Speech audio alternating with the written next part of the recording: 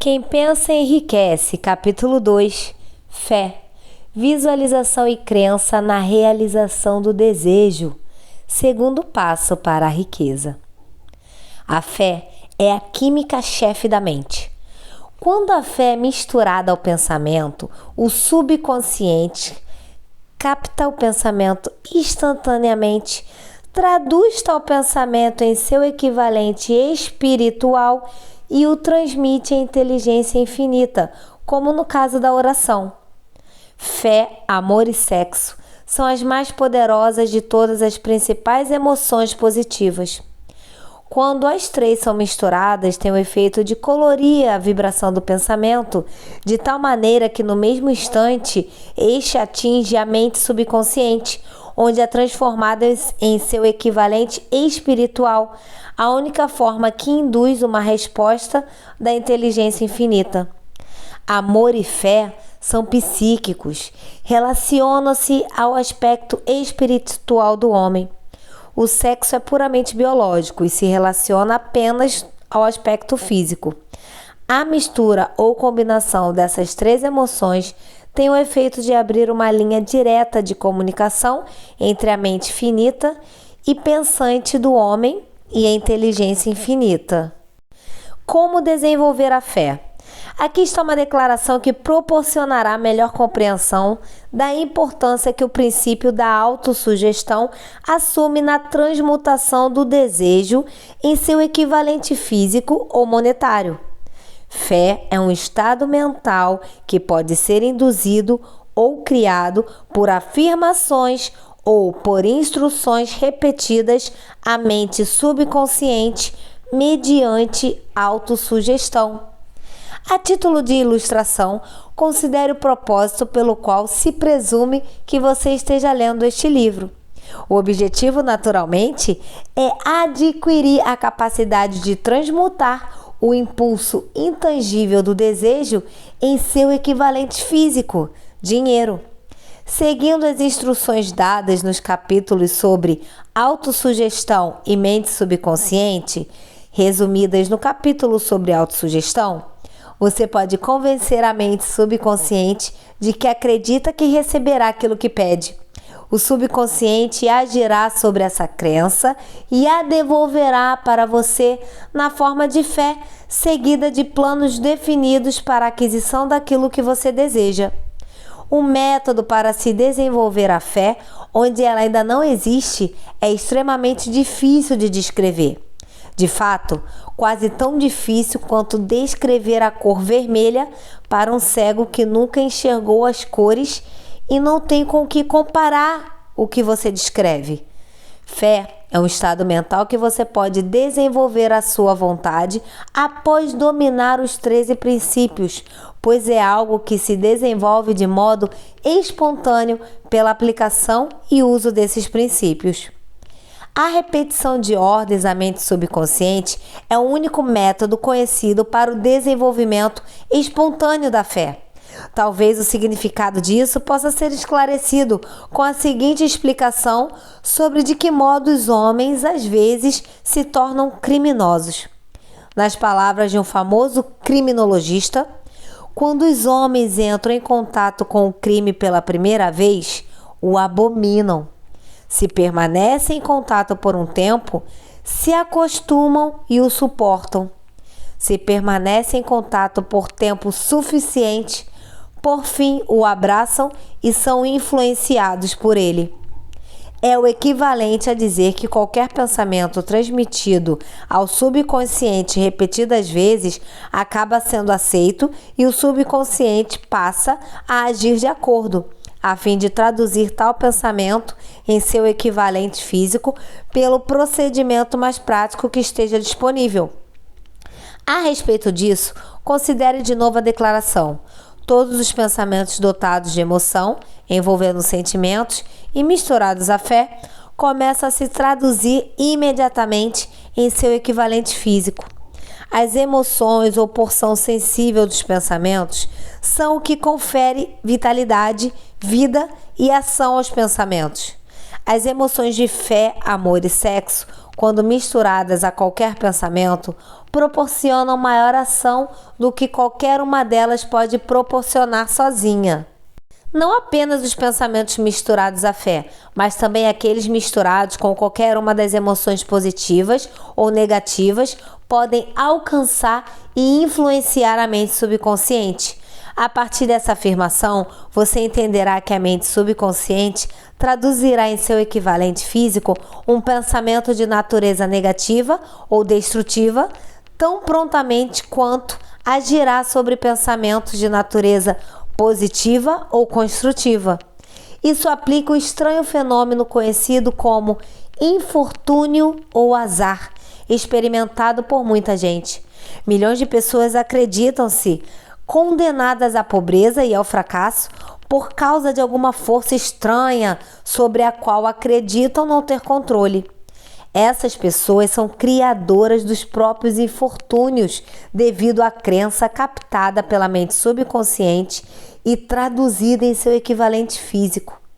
Este é um bom momento para sugerir de novo que você pode se beneficiar ao transmitir para o subconsciente qualquer desejo que queira traduzir no equivalente físico ou monetário em um estado de expectativa ou crença de que a transmutação realmente ocorrerá. Sua crença ou fé é o que determina a ação do subconsciente. Não há nada que o impeça de enganar sua mente subconsciente ou dar instruções por autossugestão, assim como enganei a mente subconsciente de meu filho.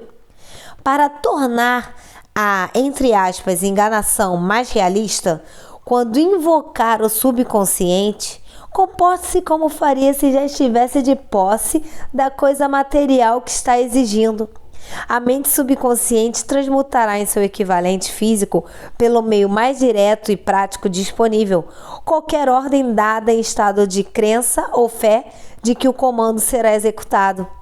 Com certeza já foi dito bastante para oferecer um ponto de partida para se adquirir, mediante tentativa e prática, a capacidade de adicionar fé a qualquer ordem dada ao subconsciente.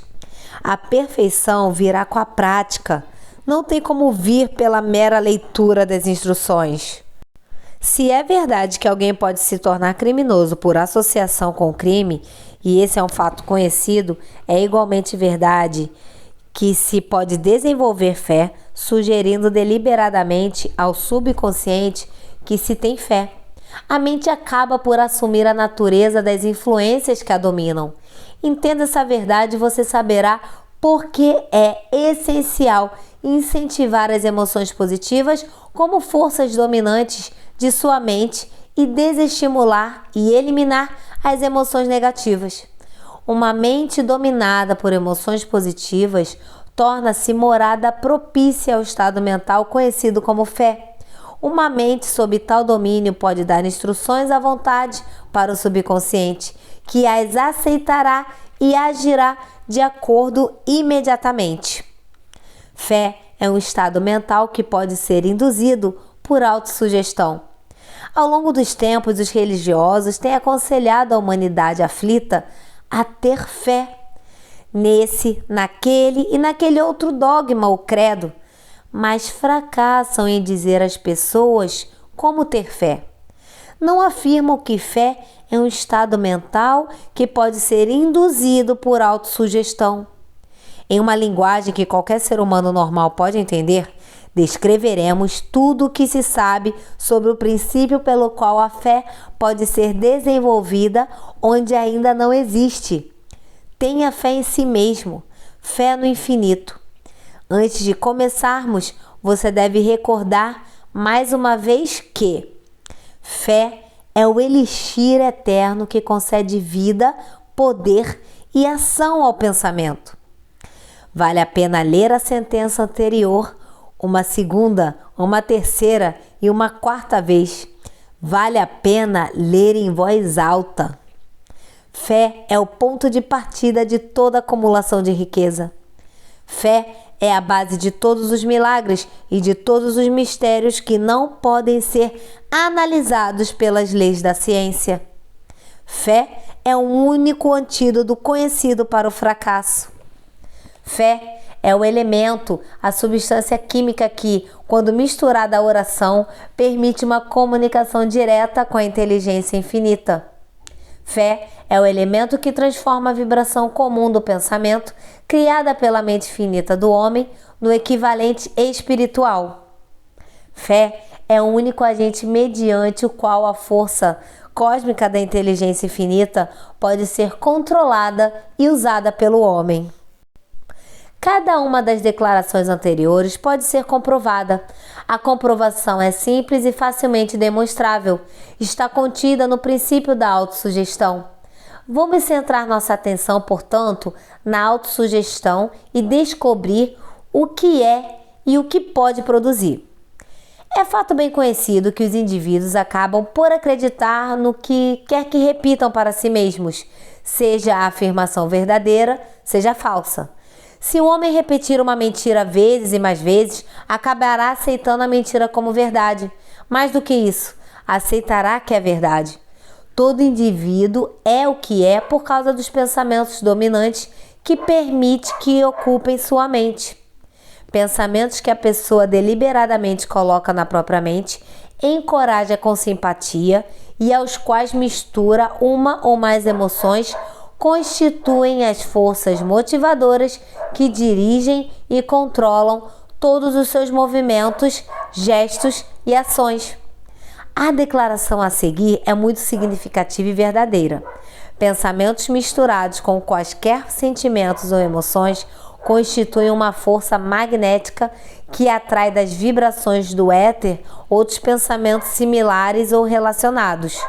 Um pensamento magnetizado pela emoção pode ser comparado a uma semente que, quando plantada em solo fértil, germina, cresce e se multiplica muitas vezes, até a sementinha original se tornar incontáveis milhões de sementes da mesma espécie. O éter é uma grande massa cósmica de forças eternas de vibração. É composto de vibrações destrutivas e construtivas. Contém vibrações de medo, pobreza, doença, fracasso e miséria, bem como vibrações de prosperidade, saúde, sucesso e felicidade.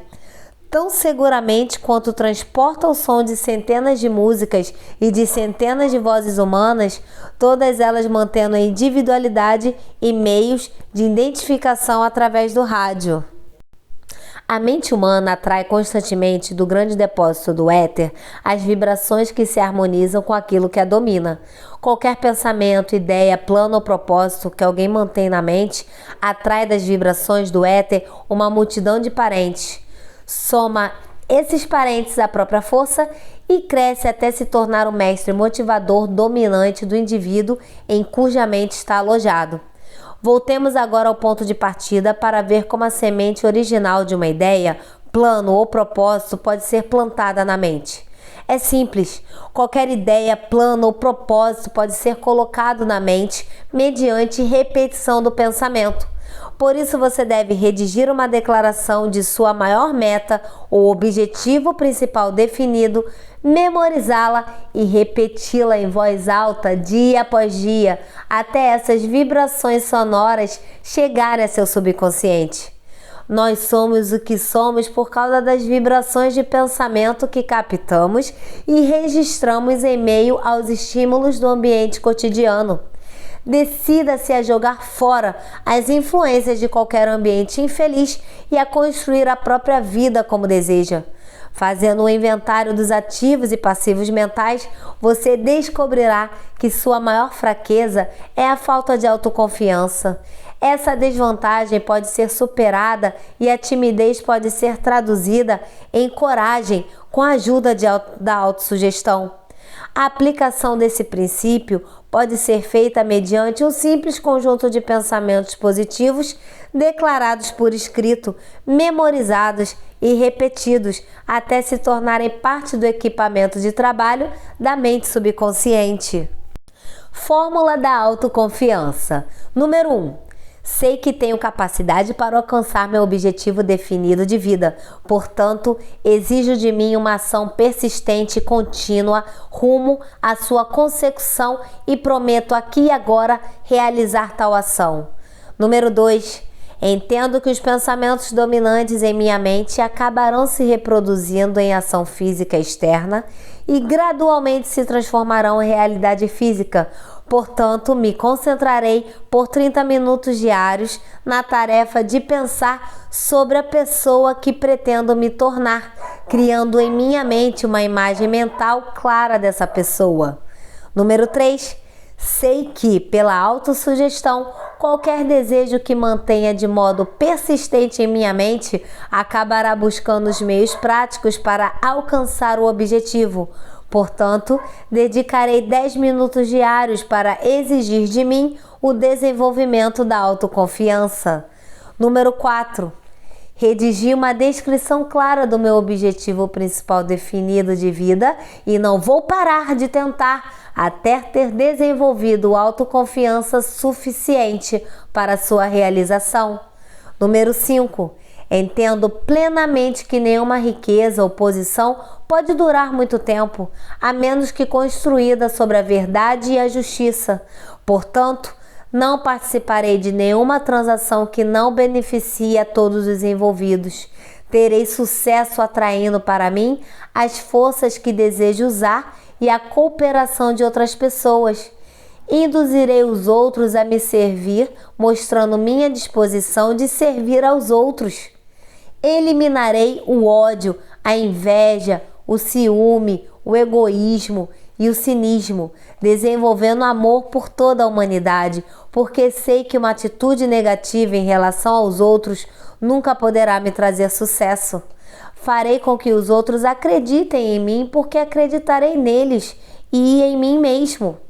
Vou assinar meu nome nessa fórmula, memorizá-la e repeti-la em voz alta uma vez por dia, com plena fé de que aos poucos influenciará meus pensamentos e ações para que eu me torne uma pessoa autossuficiente e bem-sucedida. Por trás dessa fórmula está uma lei da natureza que nenhum homem foi capaz de explicar até hoje. Ela tem intrigado os cientistas de todas as épocas. Os psicólogos chamaram essa lei de autossugestão e deixaram por isso mesmo. Pouco importa o nome que dê a lei, o importante é o seguinte: ela atua para a glória e sucesso da humanidade se usada de forma construtiva. Porém, se usada de modo destrutivo, será destrutiva com a mesma prontidão. Nessa declaração pode ser encontrada uma verdade muito importante. Aqueles que sucumbem em derrota e acabam a vida na pobreza, miséria e angústia, o fazem por causa da aplicação negativa da autossugestão. Isso porque todos os pensamentos tendem a se revestir de seu equivalente físico. A mente subconsciente, o laboratório químico no qual todos os pensamentos são combinados e preparados para a tradução em realidade física, não faz distinção entre pensamentos construtivos e destrutivos. Ela trabalha com o material que fornecemos por meio de nossos pensamentos. A mente subconsciente traduzirá em realidade um pensamento impulsionado pelo medo tão prontamente quanto um pensamento impulsionado pela coragem ou fé.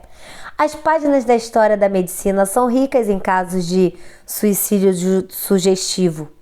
O indivíduo pode cometer suicídio por sugestão negativa, tão efetivamente quanto por qualquer outro meio. Em uma cidade do meio oeste, um bancário chamado Joseph Grant tomou emprestada, entre aspas, uma grande quantia do banco sem o consentimento dos diretores. Ele perdeu o dinheiro no jogo. Certa tarde, o inspetor do banco chegou e começou a verificar as contas. Grant saiu do banco, hospedou-se em um hotel local e, quando o encontraram, 3 dias depois, estava deitado na cama, chorando e gemendo, repetindo sem parar: "Meu Deus, isso vai me matar. Não suporto a desgraça." Pouco tempo depois, ele morreu. Os médicos declararam como causa suicídio mental. Assim como a eletricidade faz girar as rodas da indústria e presta serviços úteis se usada de forma construtiva, ou aniquila a vida se mal utilizada, a autossugestão o levará à paz e à prosperidade ou para o vale da miséria, do fracasso e da morte de acordo com o seu grau de entendimento e a forma como aplicá-la.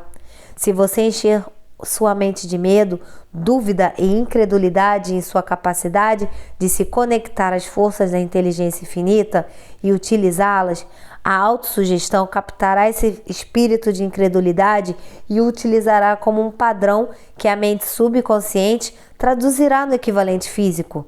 Essa afirmação é tão verdadeira quanto 2 e 2 são 4. Como o vento que carrega um navio para o leste e outro navio para o oeste, a autossugestão o levará para cima ou para baixo, conforme você ajustar as velas do pensamento. A autossugestão, mediante a qual toda pessoa pode se elevar a patamares de realização que surpreendem a imaginação, é bem descrita nos versos a seguir. Se você pensa que está derrotado, você está derrotado. Se você pensa que não dá para ousar, você não ousa. Se você gosta de vencer, mas pensa que não vai conseguir, é quase certo que não conseguirá. Se você pensa que vai perder, você está perdido. Porque no mundo lá fora descobrimos que o sucesso começa com a vontade do indivíduo. É tudo uma questão de estado mental. Se você pensa que está superado, você está superado. Você tem que pensar alto para subir. Você tem que estar seguro de si antes de poder ganhar um prêmio. As batalhas da vida nem sempre são vencidas pelo mais forte ou mais rápido, mas cedo ou tarde, aquele que vence é aquele que pensa que pode vencer. Observe as palavras destacadas e você perceberá o profundo significado que o poeta tinha em mente. As palavras destacadas são: pensa, estado mental, seguro de si, pensar. Em algum lugar da sua constituição, talvez nas células de seu cérebro, dorme a semente da conquista que, se despertada e colocada em ação, o levará a alturas que você jamais esperaria alcançar. Assim como um músico talentoso consegue fazer jorrar as mais belas notas musicais das cordas de um violino, você também pode despertar o gênio adormecido em seu cérebro e fazer com que ele o impulsione para qualquer meta que você deseje alcançar. Abraham Lincoln foi um fracasso em tudo o que tentou até bem depois dos 40 anos de idade. Ele era um Zé Ninguém até uma grande experiência ocorrer em sua vida, despertar o gênio adormecido em seu coração e cérebro e dar ao mundo um homem realmente grande. A experiência foi combinada às emoções de tristeza e amor. Chegou a ele por meio de Anne Rutherford, a única mulher que Lincoln realmente amou. É bem sabido que a emoção do amor se assemelha ao estado mental conhecido como fé. Isso porque o amor chega muito perto de traduzir os pensamentos de alguém em seu equivalente espiritual. Durante suas pesquisas, o autor descobriu, a partir da análise do trabalho e das realizações de centenas de homens notáveis, que havia a influência do amor de uma mulher em quase todos eles. A emoção do amor gera um campo favorável de atração magnética no coração e no cérebro humano, o que causa um influxo das melhores e mais altas vibrações que flutuam no éter. Se você deseja a evidência do poder da fé, estude as realizações de homens e mulheres que a empregaram. No topo da lista está o Nazareno. O cristianismo é a maior força isolada a influenciar a mente dos homens. A base do cristianismo é a fé.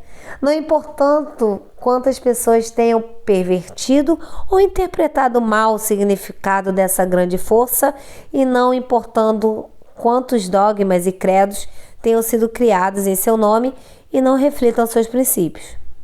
A essência dos ensinamentos e das realizações de Cristo, que podem ter sido interpretados como milagres, nada mais é do que fé. Se existem os tais fenômenos conhecidos como milagres, eles são produzidos unicamente pelo estado mental conhecido como fé.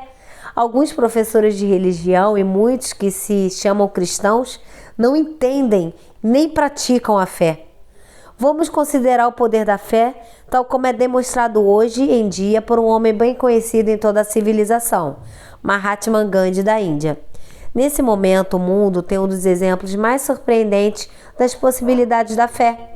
Hoje em dia, Gandhi exerce mais poder potencial do que qualquer homem, apesar de não ter nenhuma das ferramentas ortodoxas de poder, como dinheiro, navios de guerra, soldados e equipamento bélico. Gandhi não tem dinheiro, não tem casa, não tem roupas, mas tem poder. Como ele chegou a esse poder? Gandhi criou poder a partir de sua compreensão do princípio da fé e pela capacidade de transplantar essa fé para a mente de 200 milhões de pessoas. Gandhi realizou pela influência da fé aquilo que o maior poder militar da Terra não pôde e nunca irá conseguir com soldados e equipamento bélico. Gandhi realizou a impressionante façanha de influenciar 200 milhões de mentes a se unir e se mover em uníssono como uma única mente. Que outra força na Terra, exceto a fé, poderia fazer o mesmo? Há de chegar o dia em que empregados e empregadores descobrirão as possibilidades da fé. Esse dia está raiando. O mundo inteiro teve muitas oportunidades durante a recente depressão econômica de testemunhar o que a falta de fé fará aos negócios. Com certeza, a civilização produziu um número suficiente de seres humanos inteligentes para fazer uso da grande lição que a depressão ensinou ao mundo. Durante a depressão, o mundo teve evidências abundantes de que o medo generalizado paralisa as rodas da indústria e dos negócios. Dessa experiência surgiram líderes empresariais e industriais que lucrarão com o exemplo de Gandhi e aplicarão nos negócios as mesmas táticas que o líder indiano usou para consolidar a maior legião de seguidores conhecida na história do mundo. Esses líderes sairão das fileiras de homens desconhecidos que hoje trabalham nas siderúrgicas, minas de carvão, fábricas de automóveis e vilas e cidades da América. Os negócios estão fadados a uma reforma. Disto não resta dúvida. Os métodos do passado, baseados em combinações econômicas de força e medo, serão suplantados pelos princípios superiores da fé e da cooperação.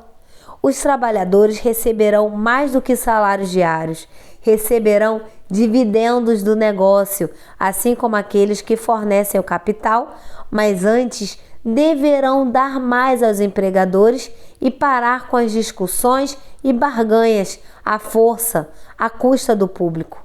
Os trabalhadores devem conquistar o direito aos dividendos.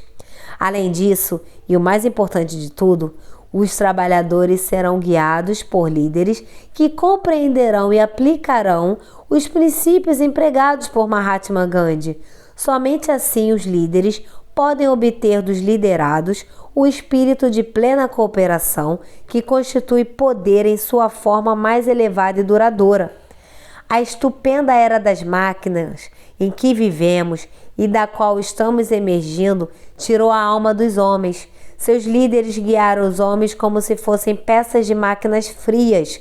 Foram forçados a isso por empregados que barganharam para receber e não dar à custa de todos os envolvidos. O lema do futuro será felicidade e contentamento humano. Quando esse estado mental for atingido, a produção andará por si modo mais eficiente do que qualquer coisa que já tenha sido realizada quando os homens não misturaram fé e interesse individual com seu trabalho.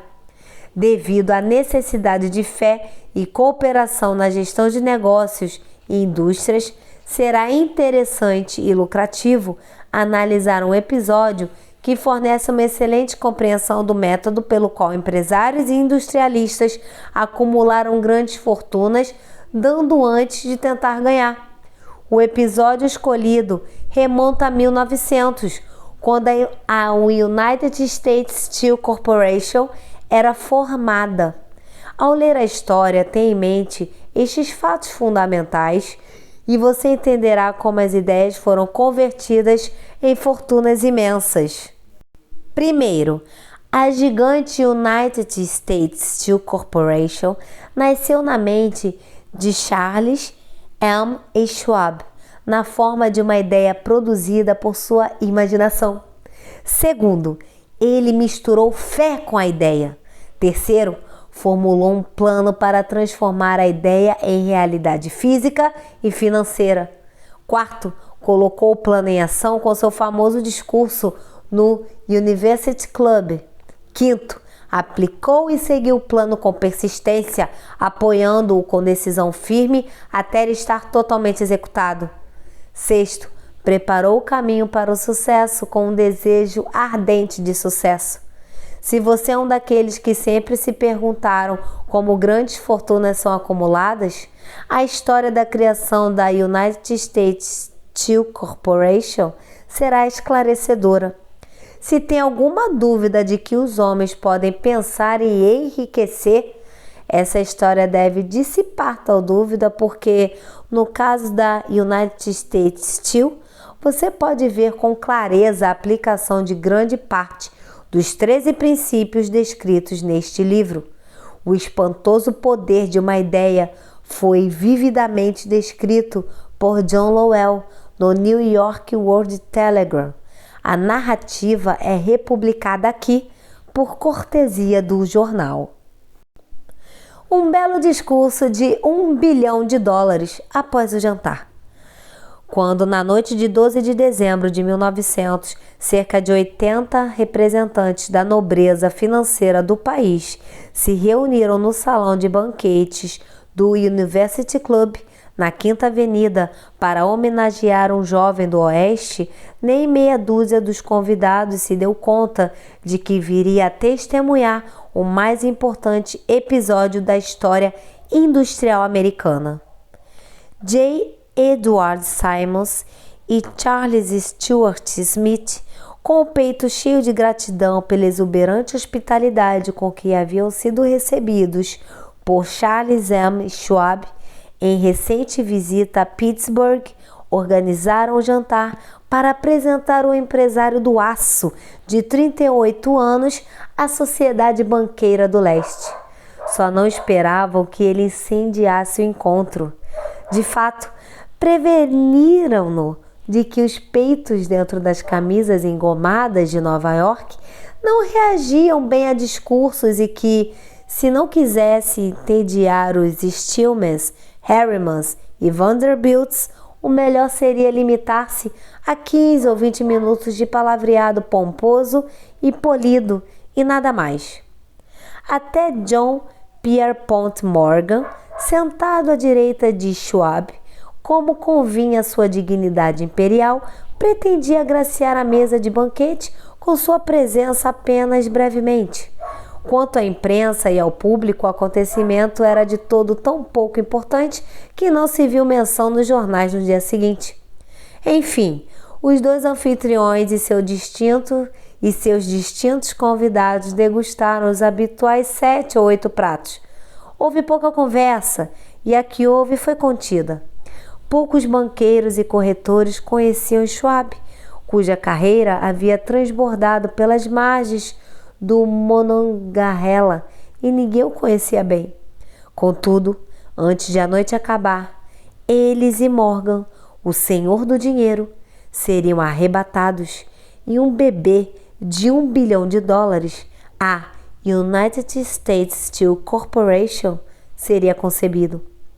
Talvez seja um infortúnio para a história que não haja registro do discurso de Charles Schwab no jantar. Ele repetiu alguns trechos em um encontro semelhante com banqueiros de Chicago, tempos depois. E mais adiante, no banco das testemunhas, quando o governo moveu um processo para dissolver o truste do aço, e Schwab apresentou sua versão dos comentários que incitaram Morgan a um frenesi de atividade financeira. É provável, porém, que tenha sido um discurso caseiro, um tanto indiferente à gramática, porque Schwab nunca se incomodou com as sutilezas da linguagem, cheio de epigramas e entremeado de humor. Mas, além disso, teve uma força e um efeito eletrizante sobre os $5 bilhões de capital estimado representado pelos presentes. Terminado o discurso e com a plateia ainda sob seu encanto, embora Schwab tenha falado por 90 minutos, Morgan levou o orador até uma janela afastada, onde, com as pernas balançando em um assento alto e desconfortável, os dois conversaram por mais 1 hora. A magia da personalidade de Schwab havia sido lançada com toda a força. Mas, mais importante e duradouro foi o programa preciso e completo que ele expôs para o engrandecimento da Steel. Muitos outros homens haviam tentado convencer Morgan a criar um truste do aço no padrão das indústrias de biscoito, arame e fios, açúcar, borracha, uísque, petróleo ou goma de mascar. John W. Gates, o apostador, havia insistido, mas Morgan desconfiava dele. Os jovens Moore, Bill e Jim, corretores de ações de Chicago, que montaram um truste de fósforos e uma cooperação de biscoitos, tentaram e falharam. Albert Gary, o advogado rural santarrão, quis promover a operação, mas não era grande bastante para impressionar, até a eloquência de Schwab levar J.P. Morgan às alturas de onde ele pôde visualizar os sólidos resultados da mais arrojada aquisição financeira já concebida.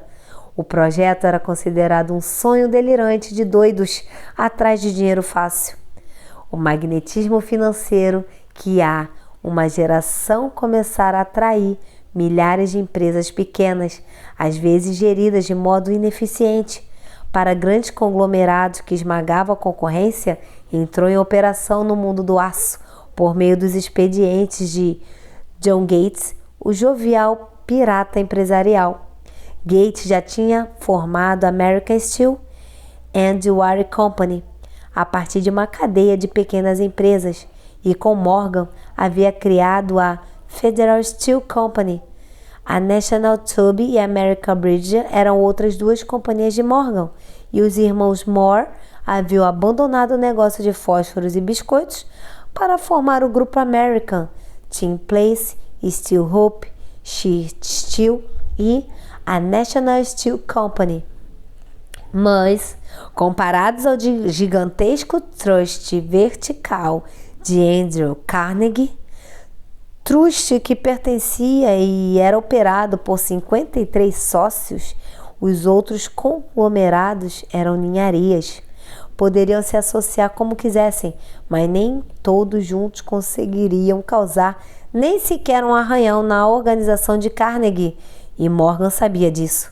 O velho escocês excêntrico também sabia. Da magnífica altura do castelo de Skible, Carnegie havia assistido, primeiro com divertimento e depois com ressentimento, às tentativas das empresas menores de Morgan de se meter nos seus negócios. Quando as tentativas se tornaram por demais ousadas, o gênio de Carnegie manifestou-se em raiva e retaliação. Ele decidiu duplicar cada fábrica de propriedade dos rivais. Até então, ele não tivera interesse em arame, canos, aços ou chapas.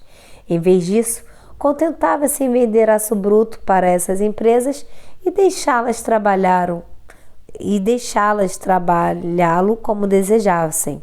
Agora, com o competente Stewart como segundo no comando, ele planejava colocar os inimigos contra a parede. Foi assim que, no discurso de Charles Schwab, Morgan viu a resposta para o problema de um conglomerado, um truste sem Carnegie, o gigante entre todos eles. Não seria truste de jeito nenhum. Como disse o escritor, seria um pudim de ameixa sem ameixas.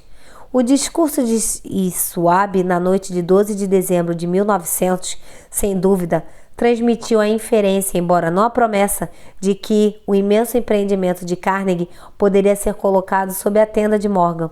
E Schwab falou do futuro mundial do aço, da reorganização em prol da eficiência e da especialização e do sucateamento de usinas mal-sucedidas e da concentração de esforço nas propriedades prósperas da economia no transporte de minério, da economia dos departamentos de chefia e a administração da conquista de mercados estrangeiros. Além disso, disse aos bucaneiros presentes onde residiam os erros de sua pirataria habitual. O propósito deles, deduziu, tinha sido criar monopólios, aumentar os preços e pagar a si mesmos gordos dividendos pelo privilégio. E Schwab condenou o sistema da maneira mais franca possível. A miopia de tal política, disse aos ouvintes, estava no fato de restringir o mercado em uma época em que tudo clamava por expansão. Barateando o custo do aço, argumentou, haveria a criação de um mercado em crescimento constante. Seriam gerados mais usos para o aço e boa parte do comércio mundial poderia ser conquistada. Na verdade, embora não soubesse, Schwab era um apóstolo da produção em massa moderna. O jantar no University Club chegou ao fim. Morgan foi para casa pensar nas previsões otimistas de Schwab.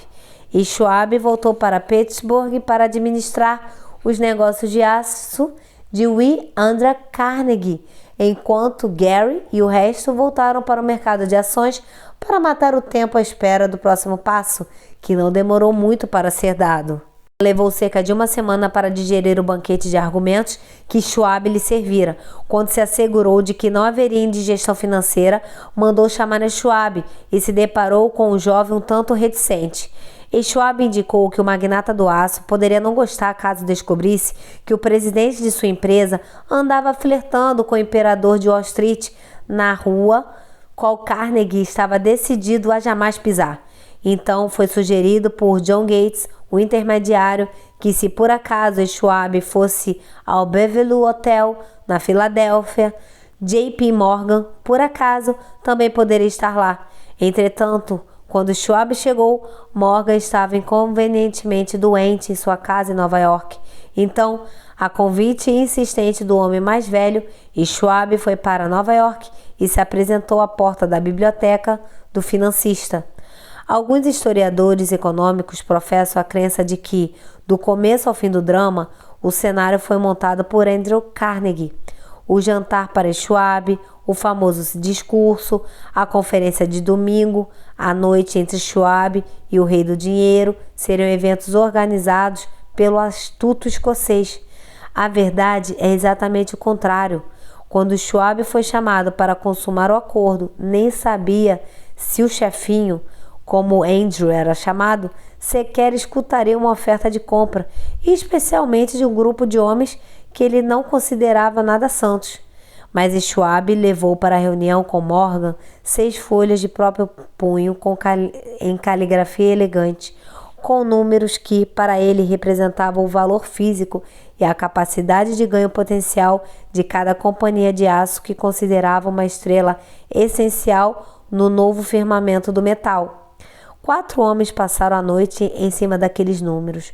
O principal, é claro, era Morgan, firme em sua crença no direito divino do dinheiro. Com ele estava seu sócio aristocrata, Robert Bacon, um estudioso e um cavalheiro. O terceiro era John Gates, que Morgan desprezava por ser um apostador e que usava como instrumento. O quarto era Schwab, que sabia mais sobre o processo de produção e venda de aço do que qualquer grupo de homens daquele tempo. Durante a reunião, os números do homem de Pittsburgh jamais foram questionados. Se ele dizia que uma companhia valia tanto, ela valia exatamente aquilo e não mais.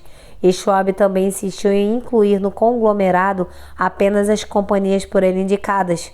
Ele havia concedido uma corporação na qual não haveria duplicação nem mesmo para satisfazer a ganância de amigos que queriam descarregar suas empresas sobre as costas largas de Morgan.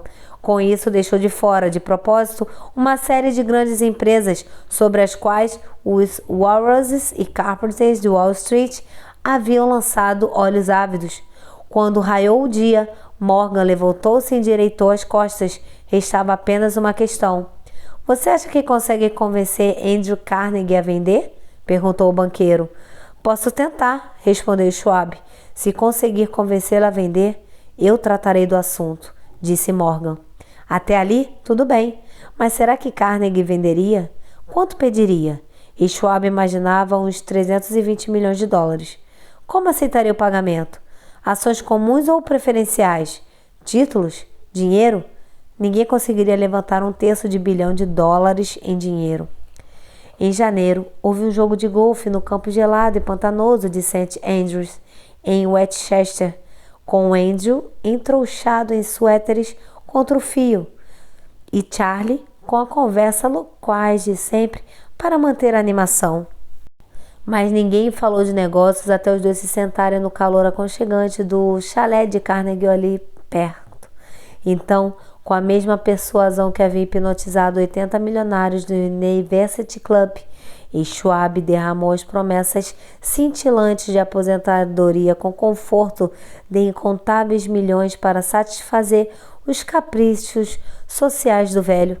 Carnegie cedeu, anotou uma cifra em um pedaço de papel, entregou a Schwab e disse: "Muito bem, venderemos por essa quantia." O número era cerca de $400 milhões e foi estipulado tendo por base os $320 milhões mencionados por Schwab, aos quais foram somados $80 milhões, representando o aumento do valor de mercado nos 2 anos anteriores. Tempos depois, no convés de um transatlântico, o escocês disse a Morgan com tristeza: "Queria ter pedido mais $100 milhões. Se tivesse pedido, teria recebido", respondeu Morgan em tom jovial. Houve um rebuliço, é claro. Um correspondente britânico noticiou que o mundo siderúrgico internacional estava chocado com a fusão gigantesca. O reitor Hadley de Yale declarou que, a menos que os trustes fossem regulamentados, o país poderia esperar um imperador em Washington dali a 25 anos.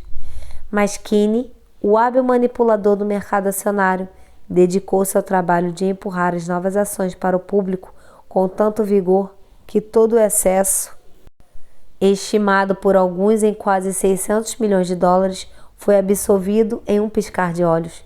Assim, Carnegie teve seus milhões, o consórcio de Morgan ficou com $62 milhões por todo o seu trabalho e todos os rapazes de Gates a Gary receberam seus milhões. E Schwab, com 38 anos de idade, também recebeu sua recompensa. Foi nomeado presidente da nova corporação e permaneceu no controle até 1903. A dramática história desse grande negócio que você acabou de ler foi incluída neste livro por ser um exemplo perfeito do método pelo qual o desejo pode ser transmutado em seu equivalente físico. Imagino que alguns leitores questionem a afirmação de que um simples desejo intangível possa ser convertido em seu equivalente físico. Sem dúvida, alguns dirão: não dá para converter nada em algo. A resposta está na história da United States Steel. A organização gigantesca foi criada na mente de um homem. O plano que garantiu à organização as siderúrgicas que lhe deram estabilidade financeira foi criado na mente do mesmo homem. A fé, o desejo, a imaginação e a persistência desse homem foram os verdadeiros ingredientes da United States Steel. As usinas siderúrgicas e o maquinário adquirido pela corporação depois dela vir a ter existência legal foram uma decorrência. Porém, uma análise cuidadosa revelará que o valor calculado das propriedades adquiridas pela corporação aumentou em estimados $600 milhões pela mera transação que as consolidou sob uma gestão única. Em outras palavras, a ideia de Charles Schwab, mais a fé com a qual ele a transmitiu à mente de J.P. Morgan e outros, foi comercializada com um lucro de aproximadamente $600 milhões. Nada mal para uma única ideia. O que aconteceu com alguns dos homens que receberam sua cota dos milhões de dólares em lucros da transação é um assunto que não nos interessa. O importante dessa custosa realização é que serve de evidência inquestionável da solidez da filosofia descrita neste livro, porque essa filosofia foi a base de toda a transação. Além disso, a viabilidade prática da filosofia foi estabelecida pelo fato de a United States Steel Corporation prosperar e se tornar uma das empresas mais ricas e poderosas da América, empregando milhares de pessoas, desenvolvendo novos usos para o aço e abrindo novos mercados, comprovando que os 600 milhões de dólares em lucros que a ideia de Schwab produziu eram merecidos. A riqueza começa em forma de pensamento. A quantia é limitada apenas pela pessoa em cuja mente o pensamento é posto em ação. A fé remove limitações. Lembre-se disso. Quando estiver pronto para negociar com a vida, o que quer que você peça como preço por ter trilhado esse caminho. Lembre-se também de que o homem que criou a United States Steel Corporation era praticamente desconhecido na época. Ele era apenas o assistente de Andrew Carnegie até dar à luz sua famosa ideia. Depois disso, subiu rapidamente para uma posição de poder, fama e riqueza. Não existem limitações para a mente a não ser aquela que aceitamos. Tanto a pobreza quanto a riqueza são filhas do pensamento.